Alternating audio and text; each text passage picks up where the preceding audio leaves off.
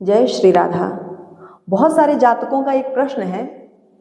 वो कहते हैं, देवी जी ये बताइए कि कर्म श्रेष्ठ या पूजा। अब देखिए, यहाँ कई बातें लागू होती हैं। कर्म कई प्रकार के होते हैं। धर्मयुक्त कर्म ही पूजा है। गलत कार्य यदि आप कर रहे हैं तो वो पूजा कैसे हो गई?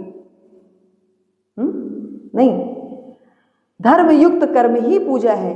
यदि आप अपने माता पिता के अच्छे संस्कार में पले हैं, श्री सद्गुरुदेव का आपको साथ मिला है, संग मिला है, उनका एक एक क्षण मिला है, तभी आप कर्म को पूजा कह सकते हैं। लेकिन कर्म जरूरी है, बहुत जरूरी है। कैसे? रामचरितमानस में बालकांड में एक दोहा आता है, कर्म प्रधान विश्व करी राखा, जो जस करई सो तस फल चाखा। अब बताओ, कहते हैं कर्म प्रधान विश्व करी राखा। कर्म प्रधान है, वो तो करना ही करना है। पूजा या आप करो ना करो चलेगा, पर कर्म करना है। पर कर्म कौन सा? धर्म युक्त कर्म करना है। जब कोई पलक झपकाता है तो वह भी कर्म कर रहा है। पलके विलीन करना भी धर्म कर्म ही है, पर वो आपके बस का नहीं है। वो तो प्रकृति की देन है और वो चलता रहता है और चलता रहेगा। लेकिन कर्म कौन सा है? यदि आप हर वक्त प्रभु का चिंतन करते हैं, उनका गुणगान करते हैं, उनका मनन करते हैं, तो भी आप कर्म कर रहे हैं। धर्म युक्त कर्म कर रहे हैं तो वह श्रेष्ठ है। बोले कर्म प्रधान विश्व करी राखा, जो जस करई सो तस फल चाखा। कर्म की गति बहुत बलवान है। वो आज जो भी आप करेंगे, आपको घूम फिर के चल के चक्कर खा के आपके आगे पीछे आएगा ही आएगा। लौट कर कर्म आता है, उसका फल आता है, क्योंकि जैसा आपने कर्म किया है वैसा ही आपको फल मिलेगा। इसलिए कर्म प्रधान विश्व करी राखा, जो जस करई सो तस फल चाखा। भगवान ने गीता में भी कहा है, कर्मण्येवाधिकारस्ते मां फलेषु कदाचन। अब भगवान कह रहे हैं कि ज्ञान होगा, विवेक होगा, तभी व्यक्ति इस श्लोक को लागू कर पाएगा। कह रहे हैं कर्मण्येवाधिकारस्ते मां फलेषु कदाचन। कर्म करने पर ही तुम्हारा अधिकार है। तुम्हारा अधिकार एकमात्र कर्म पर है। फल की चिंता मत करो, फल पर तुम्हारा अधिकार ही नहीं है। और यदि आप फल को देख रहे हो, फल की चिंता कर रहे हो, तो पूर्ण रूपेण श्रद्धा से आप कर्म से च्युत हो जाओगे, कर्म नहीं कर पाओगे। लेकिन श्रेष्ठता की कौन यहां बात आती है कि कर्म बड़ा की पूजा। तो कहते हैं कर्म प्रधान विश्व करी राखा, वो तो है ही। उत्तरकांड में बाबा तुलसीदास जी ने रामचरितमानस में लिखा है कि कोई है सोई जो राम रचि राखा, हो करी तर्क बढ़ावई शाखा। होई है सोई जो राम रचि राखा। अब बताओ, यहां फंस गया व्यक्ति। बाबा ने ही लिखा है, तुलसीदास जी ने ही लिखा है, दोनों रामचरितमानस में ही लिखा है। तो कर्म ज्यादा श्रेष्ठ है कि हुई है जो इस राम रच राखा, वो ज्यादा श्रेष्ठ है? कर्म करो, उसका फल मुझे मिलेगा, या फिर जो भगवान ने लिख रखा है, जो रच रखा है, वो हमको मिलेगा? तब यहां समझने की बात आती है कि कर्म तो आपको करना पड़ेगा। कर्म बहुत आवश्यक है। कर्म आप करिए, पूरी श्रद्धा से, पूरे लगन से, पूरे विश्वास के साथ कर्म करिए, उसके लिए अथक प्रयास करिए। उसके बाद भी यदि आपको उस कर्म का फल नहीं मिलता है, तब यहां लागू होता है, वही है सोई जो राम रचि राखा। मैंने तो पूरा भरसक प्रयास किया, भरपूर प्रयास किया, अपना 100 to 100% दिया, फिर भी वह कार्य नहीं हुआ, तो हुई है सोई जो राम रचि राखा, को करी तर्क बढ़ावई शाखा। अब उस पर तर्क वितर्क कुतर्क करने की क्या आवश्यकता है? अब जो भगवान ने रच राखा हो, हमने उनके चरणों में छोड़ दिया, हम उनकी शरण ग्रहण कर लेते हैं। अब जो होगा सो देखा जाएगा। लेकिन कर्म श्रेष्ठ है, कर्म करना पड़ेगा। कर्म ही पूजा है, लेकिन ज्ञान युक्त कर्म, सत्य असत्य विवेकनी बुद्धि पंडा। पंडित कौन? कहते हैं सत्य असत्य का जो बराबर विवेचन कर ले, नीर क्षीर विवेकी। हंस होता है ना, आपने देखा है हंस, वो उसके सामने एक सकोरे में, एक कटोरे में आप दूध मिलाकर, पानी मिलाकर रख दीजिए, वो दूध पी लेता है, पानी जल को छोड़ देता है। तो धर्म युक्त कर्म कीजिए, तब वो श्रेष्ठ है और पूजा के योग्य है, मनन करने योग्य है। इन आंखों से यदि आप प्रभु का दर्शन करते हैं, अच्छा अच्छा दृश्य देखते हैं, पुष्प वाटिका देखते हैं, तब जाकर के इन आंखों का सार्थक होना सिद्ध हुआ। तब यह कर्म, आंखों के द्वारा किया गया कर्म सार्थक हुआ। आप इन कानों से माया के प्रपंचों को ना सुन करके ठाकुर के गीतों को, ठाकुर के भजनों को, ठाकुर के नामों को श्रवणेंद्रियों के द्वारा आप सुने, तब आपका ये कान जो भगवान ने दो दिए हैं, ये सफल हुए, इसका सार्थक हुआ। हृदय में हर वक्त ईश्वर का चिंतन, तब आप ना, जो कोई कुछ बात आपको कह देता है, आप ग्लानि से भर जाते हैं, आप उससे निकल जाएंगे। क्यों? क्योंकि आपको लगेगा ही नहीं, क्योंकि आप हैं ही नहीं, आप पृथ्वी नहीं, ये शरीर बना है उससे, पर आत्मा, ये पंचभूतों से शरीर बना है, इंद्रियां बनी है, पर आपकी आत्मा अजर है, अमर है, अमरत्व को शाश्वत है। इस माया प्रपंच में ठाकुर जी हैं, कहते हैं एको हम बहुत श्यामा, मैं ही हूं और मैं ही बहुत बन जाता हूं।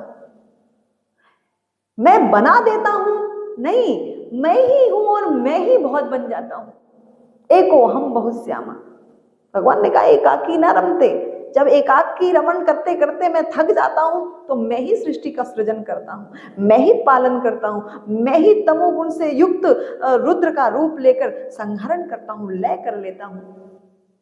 इसलिए कर्म बहुत आवश्यक है, कर्म करना बहुत आवश्यक है, कर्म करना पड़े, क्योंकि कर्म की गति बहुत बलवान है। इसलिए कर्म को चेत करके, सत्य असत्य विवेकनी बुद्धि रख करके, सत्य का आचरण करते हुए, ज्ञान के साथ, विवेक के साथ यदि आप आचरण करेंगे और ज्ञान के साथ, विवेक के साथ यदि आप कर्म करेंगे, तो जरूर से जरूर आप सफल होंगे, क्योंकि कर्म की गति बलवान है। एक बहुत पुरानी कथा मुझे याद आती है कि एक गांव में दो भाई रहते थे। एक छोटा भाई था और एक बड़ा भाई। बड़ा भाई किसान था और छोटा भाई बैठ करके बस खाता था, उसको खाने में आनंद आता था। बड़ा भाई कभी कुछ कहता ही नहीं था। क्यों? क्योंकि उसको बहुत लाड था, उससे अपने बच्चे की तरह पालता था, बहुत प्रेम था। उसका भी विवाह हो गया। किसी ने कहा ये कुछ कार्य नहीं करता है, इसका विवाह कर दीजिए, जब इसकी पत्नी आ जाएगी तब ये कुछ कार्य कर लेगा। कहा चलो भाई कोई बात नहीं, विवाह कर देते हैं। विवाह हो गया, पत्नी आ गई, फिर भी वो वैसा का वैसा रहा, बस खाने से मतलब था, भोजन चाहिए उसे। पत्नी ने भी समझाया पर उसने नहीं बात सुनी। भाई ने कहा कोई बात नहीं, छोड़ो, कोई बात नहीं। पत्नी बहुत कार्य करती थी।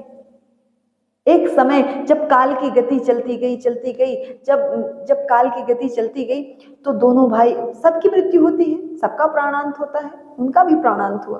अब आप देखिए कि काल की गति कितनी बलवान है। काल की गति की बलवत्ता को देखिए, उसकी गुणवत्ता को देखिए, कैसे पीछा करती आ रही है। अब वही छोटा भाई जो उस एक जन्म में छोटा भाई बन करके केवल बैठे बैठे भोजन करता था, आज वही अपने अपने कर्मानुसार बैल वृषभ की योनि में चला गया। और वो जो उसकी पत्नी थी, वो एक राजकुमारी थी, वो राजा के घर में जन्मी। और जो उसका भाई था, वो आज भी किसान के रूप में जन्मा, क्योंकि वो बहुत अच्छा किसान था। उसका कर्म कुछ अधूरा रह गया होगा, सो दूसरे जन्म में भी वो किसान बना। अब वो बैल उन्हीं के घर में था, वो बैल वही भाई खरीद करके लाया। और जब उसको जोतने के लिए खेत में ले जाते थे, जब जोतने के लिए करते थे, वो चलता ही नहीं था, क्योंकि उसकी तो आदत थी बैठे बैठे खाने की, उसको तो बैठे बैठे खाना था। अब उसको बहुत डंडा मारते थे, बहुत डंडा मारे, थोड़ा डंडा मारे, थोड़ा चले फिर बैठ जाए, फिर थोड़ा डंडा मारे, थोड़ा चले फिर बैठ जाए, वो चलता ही नहीं था। अब उसकी जो पत्नी थी दूसरे जन्म में किसी राजा के यहाँ राजकुमारी के रूप में जन्मी और फिर पालकी में सवार होकर के उसका विवाह हो गया। वो अपने पति के घर जा रही थी, रास्ते में देखा कि एक वृषभ बार बार डंडा खा रहा है और चल नहीं रहा है, तो वह पालकी को रुकवा करके वहां जाती है और जाने के बाद उसके कान में कहती है कि पिछला जन्म याद है, यही भाई थे आपके, बैठे बैठे खाया था तो आज वृषभ की योनि मिली है, वृषभ योनि में आपने जन्म ले लिया है, कम से कम यहां खट जाओ, यहां कर जाओ कि तुम्हें उद्धार हो जाए, तुम्हारा मोक्ष हो जाए, अब तो कर जाओ। और वृषभ के कान में इतना कहते ही वो अपनी पालकी में बैठी और चली गई। अच्छा क्या वो बहुत धर्मयुक्त थी, धर्मयुक्त कर्म करती थी, इसलिए उसका पूर्व जन्म का प्रारब्ध बना रहा, उसे याद रहा, उसे स्मरण रहा। तब वो जाकर के कहती है, और वृषभ खूब चला, दिन भर खेती की, दिन भर खेत जोता और घर आया तो बहुत थका था। यह बात उस किसान को खटक गई। उसने पता किया कि वो बहू कहाँ गई और पता करके उससे मिलने गया कि तुमने ऐसा क्या कहा मेरे वृषभ के, मेरे बैल के कान में, जो वो इतना मारने के बाद भी नहीं चलता था और आज वो चला, दिन भर खटा, बहुत खेत जोत लिया।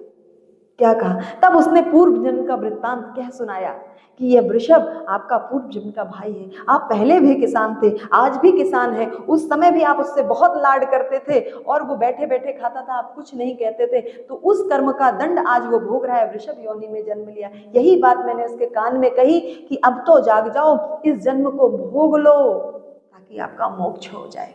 इसलिए वो चला, वो वहां से दौड़ा दौड़ा आया, रुदन किया, और वो बैल योनि में था, वृषभ योनि था, तो इसलिए उसने उसके भोजन के जो पात्र थे, जो चारा पानी का पात्र था, उसको धुलवाया, 56 प्रकार के 12 व्यंजन बनवाए और व्यंजन बनवा करके रोते हुए अपने भाई को नहलाया धुलाया, और क्योंकि उसको याद आ गया कि मेरा भाई है, खूब रोया और रोने के बाद उसे 56 प्रकार का भोजन कराया और उस भोजन को करते करते कर लिया और वृषभ के भी आंखों से आंसू टपक गया, निकल गया, और भाई सहलाते, भाई उसके गर्दन पर, उसके सिर पर, अपने उसके माथे पर हाथ फेरता रहा, सहलाता रहा और उसका प्राणांत हो गया। उसको मुक्ति मिल गई, मोक्ष मिल गया। क्यों? क्योंकि भाई ने कहा कि भाई तू भोजन कर ले, मेरे ऋण से तू उऋण हो गया। वो उसका ऋण था, वो चुकाने आया था। जब तक भाई ने ये नहीं कहा कि तू भोजन कर ले, मैंने तुझे अपने ऋण से उऋण किया, वो उसके ऋण से उऋण हो गया। तो कहते हैं कर्म की गति बहुत बलवान है, आज करोगे तो आगे आएगा और आगे नहीं आएगा तो आगे के जन्म में आएगा, अगले जन्म में भोगोगे। मनुष्य रूप में नहीं जन्मोगे, कर्म बिगड़ जाएगा, तो किसी भी योनि में जाके कुकर सुकर रूप में जन्मोगे और फिर वहां भोगोगे। इसलिए चेत जाओ, कर्म श्रेष्ठ या पूजा, तो कर्म जो धर्म युक्त है वो पूजा योग्य है, इसलिए कर्म भी श्रेष्ठ है, पूजा भी श्रेष्ठ है। लेकिन क्या? कर्म प्रधान विश्व करी राखा, जो जस करे सो तस फल चाखा, और फिर हुई है सोई जो राम रचि राखा, को करी तर्क बढ़ावे साका। ये बात यहाँ पर लागू होती है। जय जय श्री राधे।